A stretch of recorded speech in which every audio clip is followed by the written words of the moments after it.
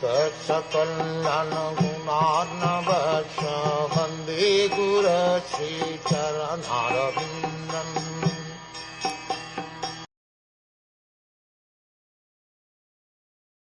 When the animal's head was fixed on the body of King Daksha, Daksha was immediately brought to consciousness, and as he awakened from sleep, the king saw Lord Shiva standing before him. The example given here is that Daksha got up as if he were awakened from deep sleep. In Sanskrit, this is called supta evo tasthau. The meaning is that after a man awakens from sleep, he immediately remembers all the duties which he must execute. Daksha was killed, and his head was taken away and burned to ashes.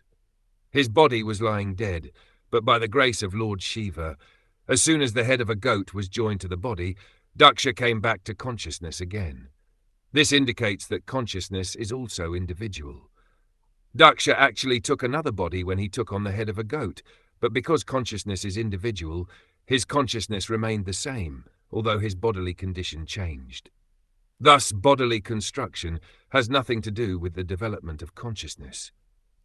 Consciousness is carried with the transmigration of the soul.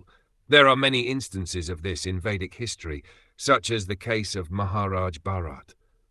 After quitting his body as a king, Maharaj Bharat was transferred to the body of a deer, but he retained the same consciousness.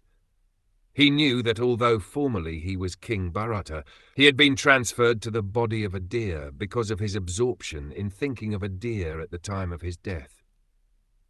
In spite of his having the body of a deer, however, his consciousness was as good as it was in the body of King Bharat.